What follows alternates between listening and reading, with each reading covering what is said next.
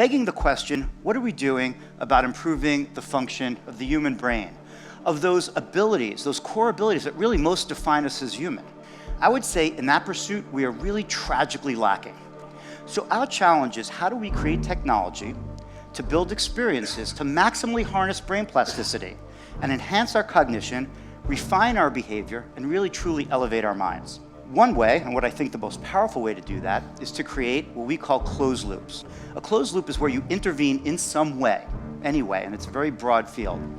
And you record the impact of that with as low latency as possible. Then you take that data and use it to reformulate your intervention and apply it again. That is the most powerful way to change any system, whether it be physical or biological. So how do we create closed loops?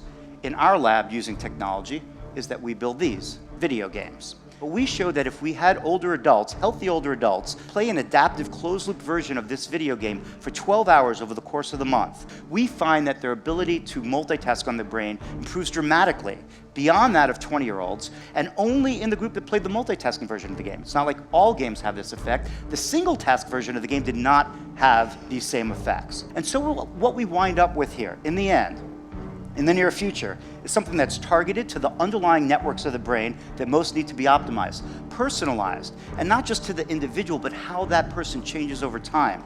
Multimodal, even using drugs at a much lower level to still have this activating effect, but not relying on them completely, and multiple closed loops interacting together. And because we almost always try to favor consumer-level technology and not, multi-million-dollar lab tech, these tools will be in the real world in real time. Our problem right now is that we see patients on these sparse snapshots, don't really understand how they're changing. This will be in people's homes so that we could both understand how they're changing and also act to improve them through these interactions. So that's the goal. Hopefully by next year, we might be looking at the world's first prescribable video game.